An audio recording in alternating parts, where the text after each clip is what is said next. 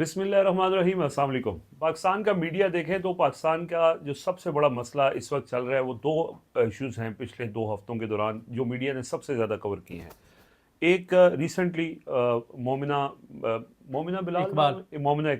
اقبال نامی ایک خاتون ہے, ان کی ایک ایم پی اے کے ساتھ سکینڈل ہے, میڈیا اس کو پیٹ رہا ہے. اس سے پہلے وہ پنکی ایک تھی, کوکین ڈیلر تھی, اس کے اوپر پوری میراتھن ٹرانسمیشنز چلتی رہی ہیں. تو کیا واقعی یہی پاکستان کے سب سے بڑے مسائل ہیں؟ اور ان دو ایشوز کے پیچھے, اور تیسرا ایک شیر افضل مروت صاحب کی پٹیشن بھی ہے جس کے اوپر بہت ہی میڈیا نے شور کیا, حالانکہ اس کے پیچھے کچھ بھی نہیں تھا, وہ ایک نوائز سی کریٹ ہوئی. اور ان سب چیزوں کا مقصد کیا ہے؟ کون سے اہم ایشوز ہیں جو اصل عوامی ایشوز ہیں جن کو چھپانے کے لیے اس طرح کے ایشوز کو کریٹ کیا جاتا ہے اور میڈیا اس کے اندر ایک ٹول بنتا ہے اس سسٹم کو پروٹیکٹ کرنے کے لیے, یا سسٹم کے خلاف جو اس وقت لوگوں کی نفرت ہے اس کو یعنی منیمائز کرنے کے لیے. تو اس ویڈیو میں صدیق جان صاحب کے ساتھ تفصیل سے ڈسکس کریں گے کہ وہ کون سے اہم ایشوز ہیں جن کو دبانے کے لیے, یا وہ جو ایشوز ہیں وہ ٹریگر کر سکتے ہیں اور اس ٹریگر کو کم کرنے کے لیے ان ایشوز کو اچھالا جاتا ہے. تو سر پہلے تو بہت شکریہ آپ کا. اور یقیناً ویسے تو پاکستانی میڈیا لوگ نہیں فالو کرتے, لیکن ظاہر ہے ٹرینڈ وہیں سے سیٹ ہوتا ہے, سوشل میڈیا بھی وہیں سے چیزیں آتی ہیں, اور پھر وہ سوشل میڈیا بھی ظاہر ہے اس کو بہت ڈسکس کر رہا ہے, یہ مومنہ بلال اور یہ پنکی والے معاملے کے اوپر بھی. اور ریئل ایشوز جو ہیں جو خود سوشل میڈیا انفلوئنسرز ہیں جن کو ڈسکس کرنا چاہیے وہ بھی انفارچونیٹلی اسی کے اندر پڑ جاتے ہیں. دیکھیں رضوان صاحب, میں معذرت میں آپ سے اختلاف کروں گا تھوڑا سا. چیزوں کو ڈرائیو کرتا ہے سوشل میڈیا, مین اسٹریم میڈیا نہیں کرتا.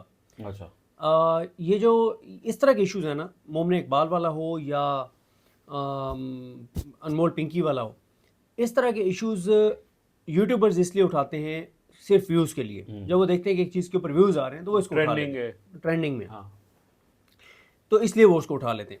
اور مجھے بڑی حیرت ہوئی کہ ہمارے ڈیجیٹل میڈیا کے اوپر جو لوگ کام کرتے ہیں جن کو بہت زیادہ دیکھا جاتا ہے, انہوں نے اس طرح کے نان ایشوز کو اتنا زیادہ ہائی لائٹ کیا جس سے اصل ایشوز سے تو جو ہٹ گئی, اور ہٹانے میں ہم سب نے کردار ادا کیا.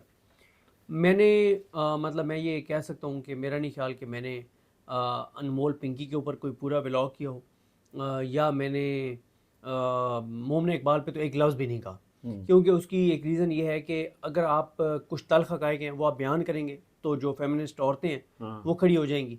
اور دوسرا ویسے ہی میں سمجھتا ہوں کہ یہ ایک ایسا نان ایشو ہے, دونوں ایک جیسے ہیں, مومنہ اقبال اور ثاقب چدھڑ ایک جیسے ہیں, دونوں کا پہلے اسکینڈل تھا اور دونوں خوش تھے, پیسہ بھی خرچ ہو رہا تھا, سب کچھ ہو رہا تھا. پھر جس میں جو ہے بریک اپ ہوا تو اس کے بعد جی وہ بھی انہوں نے کہا جی مجھے ہراس کر رہے ہیں, اور اس نے بھی کہا کہ میں نے تو اتنے پیسے دیے ہوئے ہیں, اور وہ بھی بڑی دلیری کے ساتھ. ٹپیکل سا کیس ہے, یعنی اسی طرح ہوتا ہے. تو اب آپ دیکھیں نا کہ ہماری کتنی بدقسمتی ہے کہ میں بعض یوٹیوبرز کو دیکھ رہا تھا کہ وہ مومنہ اقبال کی بات کرتے ہوئے ان کی مطلب ایسی تصویریں جس میں وہ خوبصورت لگ رہی ہوں, اٹریکٹیو لگ رہی ہوں, وہ ساتھ ساتھ چلا رہے ہیں. لوگوں کو بھی, ویورز کو بھی یہ ویسے مسئلہ پسند ہے. ہاں پسند ہے, میں وہی کہہ رہا ہوں نا. لیکن اس میں تھوڑا سا یہ بھی ہوتا ہے کہ کچھ ہم نے خود بھی دیکھنا ہوتا ہے کہ اس وقت حالات اور صورتحال کیا ہے, کہ چیزیں کیا چل رہی ہیں اور آپ کن چیزوں پہ. اب آپ دیکھیں نا کہ مین اسٹریم میڈیا کو تو اس حد تک چیزیں کہہ دی گئی ہیں کہ جو منڈیوں کے اندر ڈیوٹی لگی ہے جن رپورٹرز کی, ان کو یہ کہا گیا ہے کہ آپ نے یہ نہیں کہنا کہ لوگوں کی قوت خرید سے باہر ہے کام, یہ جانور جو ہیں, آپ نے یہ نہیں کہنا کہ بھائی لوگ جو ہیں ان کی کیپیسٹی نہیں رہی, آپ نے یہ نہیں کہنا کہ مارکیٹ میں جانور مہنگے ہیں, رش نہیں. یہ باتیں آپ نے نہیں کہنی, آپ نے یہ نہیں بتانی. اور ہمیں لگتا ہے کہ ہم یہ چیزیں نہیں ہوں گی تو ایسا لگے گا کہ ملک کے اندر سب ٹھیک ہے. دیکھیں میں ویسے تو رضوان صاحب, میں نے اس پہ میں کر رہا تھا کہ میں ایک ویڈیو کروں گا جس میں پچھلے 10 دن کی خاص طور پہ میں وہ بنا رہا ہوں ایک پوری لسٹ کہ کون کون سی ایسی سٹوریز ہیں جس کے اوپر بات ہونی چاہیے تھی, اور اتنی ہونی چاہیے تھی کہ ہر پاکستانی کو پتہ لگنا چاہیے. میں موٹی موٹی بات کر دیتا ہوں. دیکھیں ایک تو سائفر کا ایشو آیا, اس کے اوپر ابھی اور زیادہ بات ہونی چاہیے تھی. بھائی اتنا بڑا جس چیز نے ہلا کے رکھ دیا, اور مین اسٹریم میڈیا کو کہا گیا کہ ایک لفظ آپ نے سائفر کے اوپر نہیں بولنا. سوشل میڈیا نے بھی اس کو توجہ ڈائیورٹ ہو گئی انمول پنکی کی وجہ سے, مومنہ اقبال کی وجہ سے, اور شیر افضل مروت صاحب کی علی امین گنڈا پور صاحب کی بحالی اور سہیل آفریدی صاحب کو ہٹانے.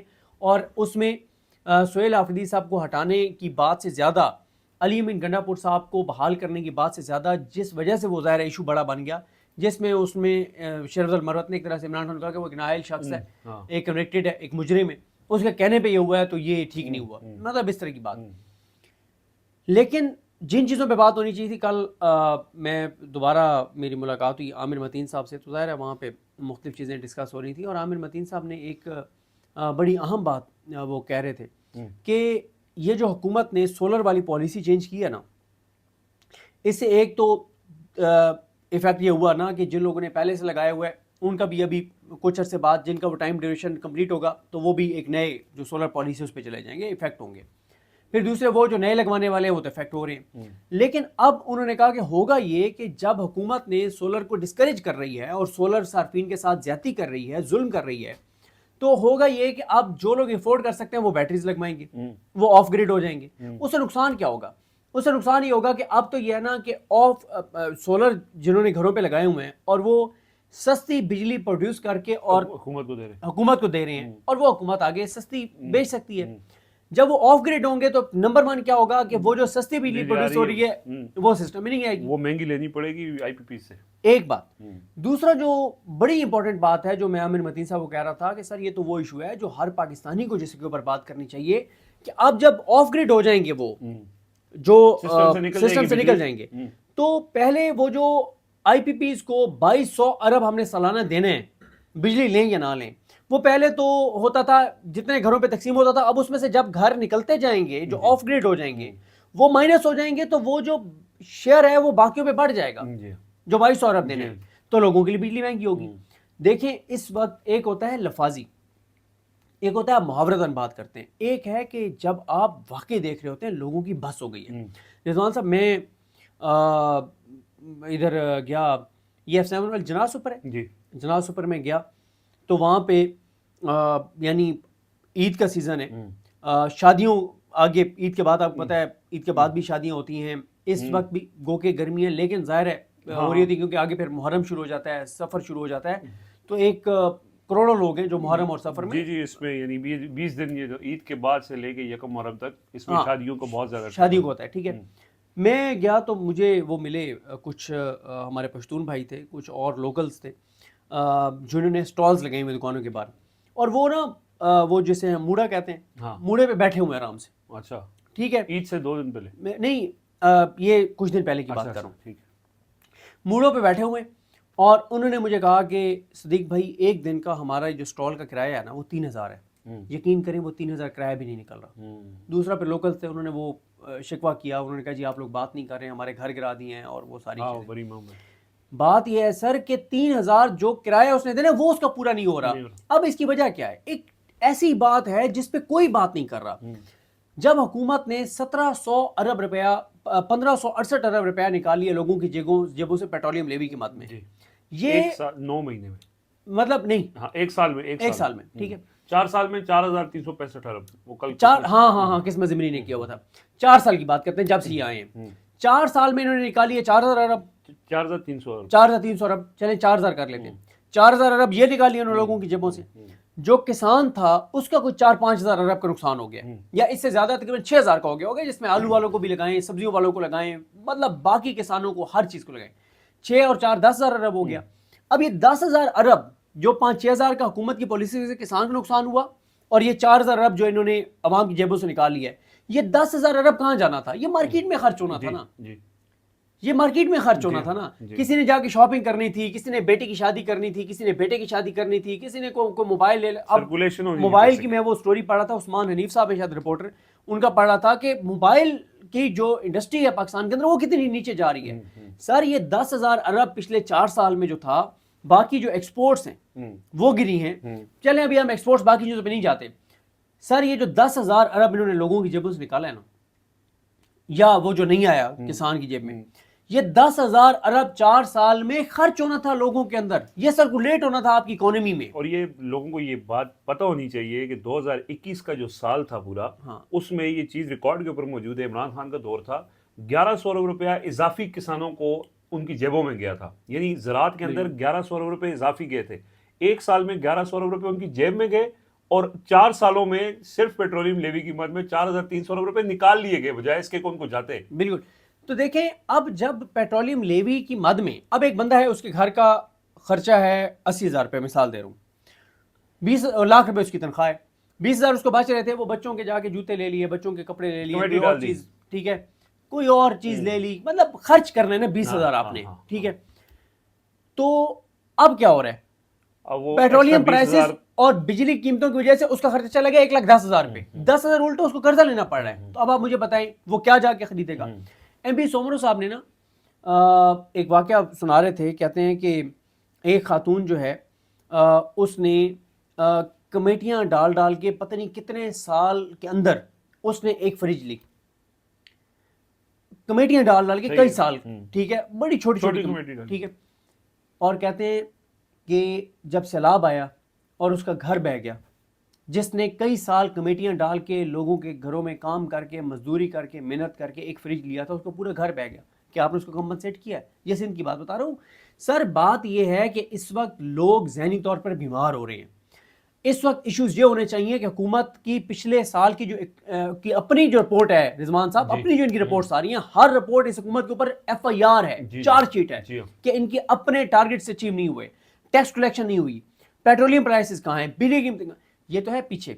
جو اگلے بجٹ کے بعد ہونے جا رہا ہے لوگوں کے ساتھ, وہ اتنا خوفناک ہے کہ یقین کریں خوف آتا ہے بندے کو کہ پاکستان کے اندر کیا ہوگا. چھوٹا سا ایک میں مثال دوں کہ لوگوں نے نا جو بالکل افورڈ نہیں کر پا رہے تھے, انہوں نے تھوڑا اپنے آپ کو سکویز کر کے نا انہوں نے کہا کہ 200 یونٹ کے اندر ہم نے رہنا ہے, کیونکہ 200 یونٹ سے جب آپ سلیب چینج ہو جاتی ہے تو وہ ریٹ بڑھ جاتا ہے. اب یہ ہونے جا رہا ہے کہ وہ 200 یونٹ کی سبسڈی ہونے جا رہی ہے ختم, اور 100 یونٹ بجلی استعمال کرنے والے کا بھی وہی ریٹ ہوگا جو 5,000 یونٹ استعمال AC ہر گھر میں لگا. دیکھیں آپ اس سے اندازہ لگائیں کہ وہ کیا کریں گے. رضوان صاحب میں یہی کہہ رہا ہوں, اس طرح کے اتنے ایشوز ہیں کہ آپ ایک ایشو کو اٹھائیں تو کوہرام پر پہنچ جائے ملک کے اندر. ٹھیک یار, یہ جو اتنا زیادہ دوبارہ ہو رہا ہے کہ جو FIA روک رہی ہے لوگوں کو.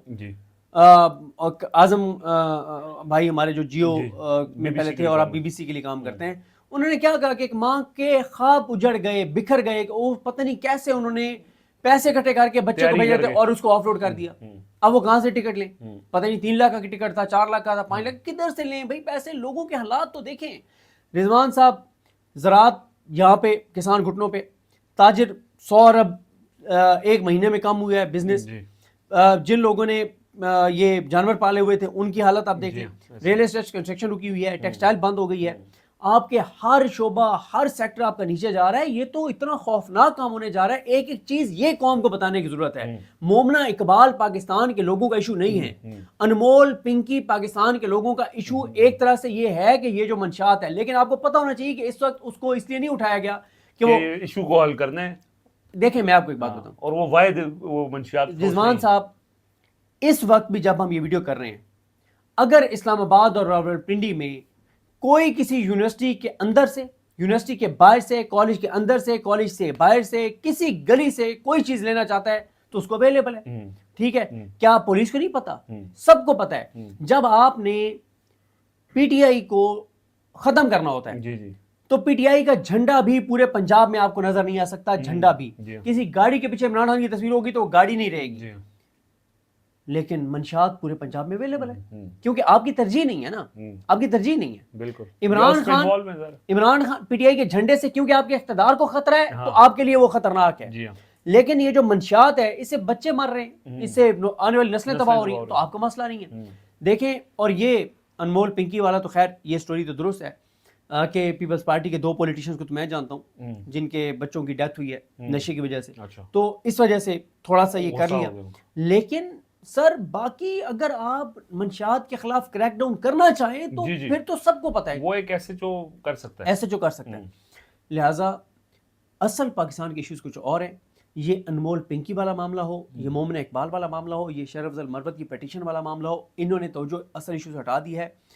پچھلے 10 دن کی اکانومی کی خبریں آپ اٹھا لیں کہ پچھلے 4 سال میں کیا ہوا ہے, پچھلے 4 سال میں جو لوگوں کے ساتھ ہوا ہے وہ اگلے 1 سال میں ہوگا. جی ہاں, اور یہ جو سال گزرا ہے یہ بھی بہت خوفناک گزرا. بہت سر. ابھی آپ دیکھ لینا ایک اور بات, آئل پرائسز جب ہم ویڈیو ریکارڈ کر رہے ہیں 5% گر چکی ہیں. انہوں نے کہا تھا جب انہوں نے پہلے دن آ کے بڑھائی تھی قیمتیں, جب 28 فروری کو ہوا تھا تو 4-5 مارچ کو جب آ کے انہوں نے بڑھائی تھی, اس وقت انہوں نے کہا تھا کہ 1.5 مہینے کا ہمارے پاس پیٹرول اور ڈیزل پڑا ہے. یعنی ان کے پاس مارچ اور اپریل کے مڈ تک, اور کہیں پہ انہوں نے کہا کہ اپریل کے اینڈ تک, کہیں پہ انہوں نے کہا کہ جی ہمارے پاس تو پتہ نہیں 2-3 مہینے کا ریزرو پڑے ہوئے ہیں.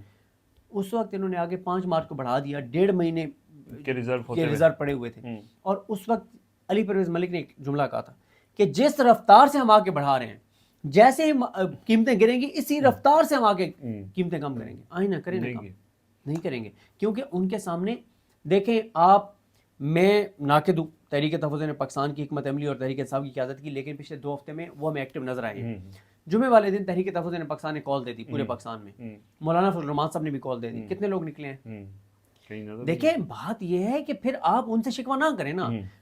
یہ بات بھی کیونکہ آپ نے اور میں کل بھی گئے ہوئے تھے عامر صاحب کے گھر, اور وہاں پہ بڑے سینئر لوگ بیٹھے تھے, اور یہی ڈسکشن ہو رہی تھی کہ پنجاب کی ہسٹری ہے کہ 1000 سال میں مزاحمت نہیں ہے.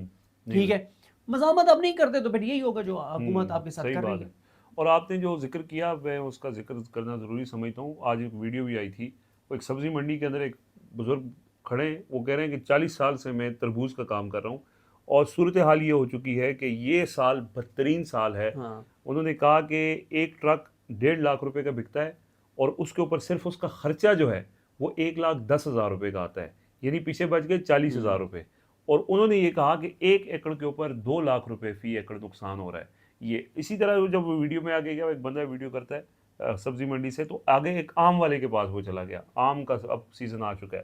اس نے کہا کہ جی آم کی اس وقت جو ہمارے پاس چونکہ اب آ گیا فلکس آ گیا, ٹرک آ رہے ہیں, تو لیکن آگے ٹرک کی کھپت نہیں ہے. اس کی وجہ یہ ہے کہ ریڑیاں لگانے پہ پنجاب گورنمنٹ نے لگائی ہوئی ہے پابندی, اور بارڈر ہے بند. اب مال بہت زیادہ آ رہا ہے اور وہ بک نہیں رہا, اس کا ریٹ نہیں مل رہا, اور یہی صورتحال ہے کہ وہ اپنے رو رہے ہیں. یہ کسان ہر طرح سے, گوبھی والے کے پاس چلے جائیں, وہ اس سے پہلے آلو اور سارا کچھ ہے.